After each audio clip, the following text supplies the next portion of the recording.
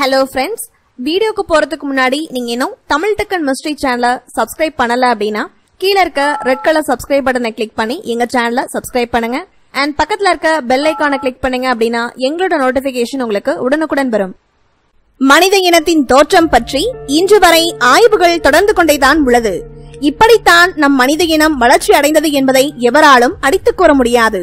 அதனால் ஒருவித சர்ச்சையான விடயமாகவே இந்த மனித இனத்தின் தோற்றம் காணப்படுகின்றது. அந்த வகையில் பூமியில் மனித இனத்தை தோற்றுவித்தவர்கள் வேற்று கிரகங்களில் இருந்து வந்தவர்களே என ஆய்வாளர்கள் கூறுகின்றார்கள். இப்போதைய மனித சமூகம் இதனை ஏற்றுக்கொள்ளுமா? மதங்கள், கடவுள்கள் என்ற ஒரு கட்டுப்பாட்டில் வாழ்ந்து கொண்டு வரும் மனித இனம் இதனை ஏற்றுக்கொள்ளுமா என்ற மிகப்பெரிய கேள்வி உள்ளது. நம் பூமியில் வேற்று கிரகவாசிகள் தங்கத்தை எடுக்கவே வந்தார்கள் என்றும் அதனை நிரூபிக்கும் ஆதாரங்கள் பலவற்றையும் ஆய்வாளர்கள் முன்வைத்து வருகின்றார்கள். அந்த வகையில் கிமு 3000 ஆண்டுகளில் வாழ்ந்து வந்த சுமேரிய நாகரிகம் ஓர் ஆதி நாகரிகம் என ஆய்வு தகவல்கள் தெரிவிக்கின்றன. அவர்களின் நாகரிகம் தொடர்பில் மேற்கொள்ளப்பட்ட அகழ்வாராய்ச்சிகளில் கண்டுபிடிக்கப்பட்ட எழுத்து படிவங்களில் ஒரு முக்கியமான விடயம் கூறப்பட்டுள்ளது. அதாவது விண்வெளியில் இருக்கும் ஒரு நட்சத்திரத்தில் இருந்து அனுநாக்கி எனப்படும் தமது கடவுள் பூமியில் தங்கத்தை எடுப்பதற்காக வந்தார்கள் என குறிப்பிடப்பட்டுள்ளது.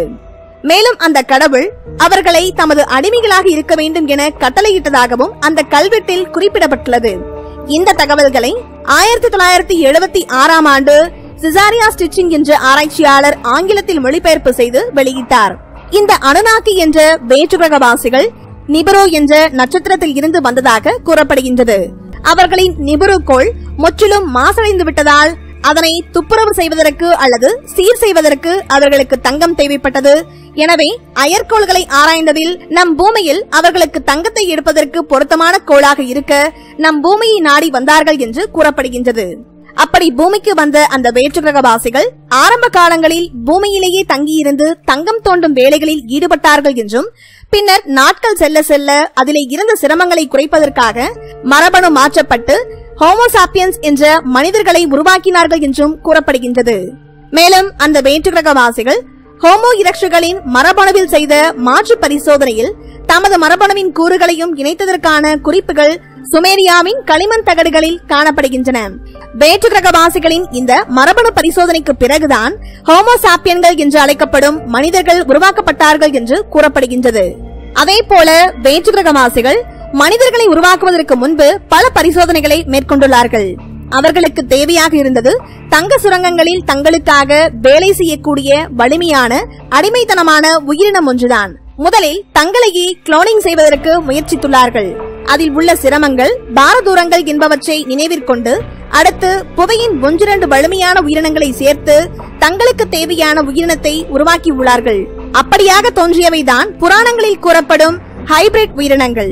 அதாவது மனித தலையுடன் கூடிய மிருகங்கள், மனித உடலும் மிருக தலையும் கொண்ட பிராணிகள், முதலை உடலோடு கூடிய மனிதன், கடற்கன்னிகள், பறவை மனிதர்கள் இப்படியாக தயாரித்த போதிலும் அந்த உயிரினங்களை இவர்களால் கட்டுக்குள் வைத்திருக்கவோ அல்லது அவற்றை தங்க சுரங்கங்களில் வேலை செய்வதற்கு பயிற்சிக்கவோ முடியவில்லை. அதனால்தான் மரபணு மாற்றப்பட்ட ஹோமோசாப்பியன்கள் என்ற மனிதர்களை உருவாக்கியுள்ளார்கள். பிறகு ஒரு காலகட்டத்தில் அவர்களது தேவைகள் முழுமையடைய அல்லது பூமியில் தங்கத்தின் வளம் குறைந்துவிட இந்த பூமியை விட்டு வெளியேறிவிட்டார்கள் என்று சுமேரியர்கள் தங்களின் கல்வெட்டுகளில் குறிப்பிட்டுள்ளார்கள்.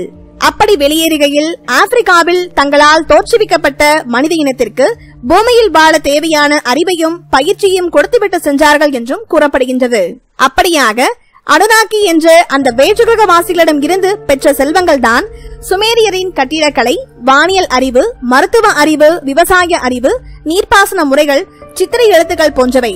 அப்படியாக சுமேரியர்கள் தங்களை தோற்றுவித்தவர்களான வேற்றுகிரகவாசிகளை கடவுள் என போற்ற ஆரம்பித்தார்கள். அவர்களுக்கு கோவில் கட்டி அவர்களது சிலைகளை வைத்து மரியாதை செய்ய தொடங்கி வணங்கவும் செய்தார்கள். அவ்வாறு வேற்று கிரகங்களில் இருந்து வந்தவர்கள் தங்கிய இடங்களே காலப்போக்கில் வழிபாட்டு தலங்களாக மாறியதாக ஆய்வாளர்கள் தெரிவிக்கின்றார்கள். இதற்கு உதாரணமாக பிரமிட் என்ற கட்டுமானத்தில் கற்களுக்கு இடையே பூசப்பட்டுள்ள ஒருவித பசைத்தன்மை மிக்க கனிமம் பூமியில் எங்குமே இல்லாத கனிமத்தை கொண்டு அமைக்கப்பட்டுள்ளதை முன்வைக்கின்றார்கள் ஆய்வாளர்கள். அத்தோடு எத்தகைய தாக்கத்தாலும் அழிக்க முடியாத சக்தி மிக்கதோர் கனிமத்தை கொண்டு இந்த பிரமிடுகள் கட்டப்பட்டுள்ளமையும் கண்டுபிடிக்கப்பட்டுள்ளது.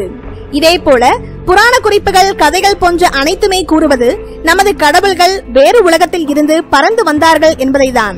மேலும் அப்படிப்பட்ட வேற்று கிரகவாசிகளுக்கு தங்கம் என்ற கனிமம் எதற்காக தேவைப்பட்டது என்ற கேள்வி உங்களுக்கு எழலாம். பொதுவாக தங்கம் எனப்படுவது மின் சாதனங்களை செய்வதற்கு சிறந்த பொருளாகும். தங்கம் சிறந்த மின்கடத்தி. அது மட்டுமல்லாது விண்வெளி ஓடங்களை நிர்மாணிப்பதற்கும் தங்கம் மிக மிக முக்கியமானது. அதே போல தங்கம் எந்த காலத்திலும் அழியாத உலோகம் எனப்படுவதோடு தங்கம் மின்சாதன உற்பத்திக்கு மிகவும் முக்கியமானதாகும். இப்படிப்பட்ட தங்கத்தை கொண்டு செல்வதற்காகவே பூமிக்கு வேற்று கிரகவாசிகள் வந்தார்கள் என்று சிசாரியா ஸ்டிச்சிங் என்ற ஆராய்ச்சியாளர் கூறுகின்றார். மேலும் இதனை நிரூபிக்கும் வகையில் 90,000 ஆண்டுகள் பழமை வாய்ந்த தங்க சுரங்கங்கள் தென்னாப்பிரிக்காவில் கண்டுபிடிக்கப்பட்டுள்ளது. அதே போல 50,000 வருடங்கள் பழமை வாய்ந்த தங்க சுரங்கம் ஒன்று பெரு நாட்டில் கண்டுபிடிக்கப்பட்டுள்ளது.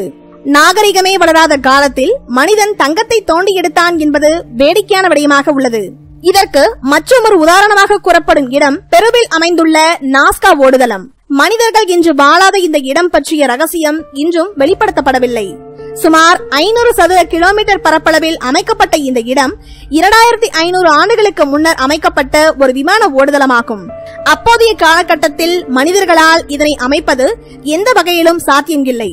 வானில் இருந்து பார்த்தால் மட்டுமே தெரியும் வகையில் பிரம்மாண்டமான சித்திரங்கள் இங்கு வரையப்பட்டுள்ளன. இவை வானில் இருந்து வரும் விண்கலங்களுக்கு விடுக்கப்படும் சமிஞ்சைகளாக காணப்படுகின்றன. இந்த நாஸ்கா ஓடுதளம் மூலம்தான் பூமியில் இருந்து அனுநாக்கி என்ற அந்த வேற்றுகிரகவாசிகள் தங்கத்தை கொண்டு சென்றிருப்பார்கள் என்று சிசாரியா ஸ்டிச்சிங் என்ற ஆராய்ச்சியாளர் கூறுகின்றார்.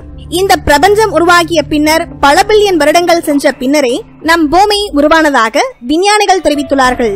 இதனை அனைத்து தரப்பும் ஏற்றுக்கொண்டது. அதே போல பூமி தவிர்த்து ஏனைய கிரகங்களில் உயிரினங்கள் வாழ்வதனையும் இப்போது அனைவரும் ஏற்றுக்கொண்டு விட்டார்கள். அப்படி நம் பூமி உருவாக்கப்பட பல பில்லியன் வருடங்களுக்கு முன்பே இந்த பிரபஞ்சம் தோன்றியது என்றால் ஏற்கனவே உருவான பிரபஞ்சத்தில் உள்ள கிரகங்களில் வேற்று கிரகவாசிகள் இருப்பது சாத்தியமாகும். அவ்வாறு வாழ்ந்தவர்களை நம் பூமி உருவான பின்னர் நம் பூமியில் மனித இனத்தை தோற்றுவித்தார்கள் என தற்போது ஆய்வாளர்கள் அடித்து கூறுகின்றார்கள்.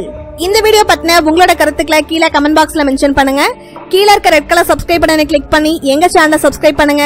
அண்ட் பக்கத்துல இருக்க பெல் ஐகானை கிளிக் பண்ணீங்க அப்படின்னா எங்களோட நோட்டிபிகேஷன் உங்களுக்கு உடனுக்குடன் வரும். தேங்க்யூ.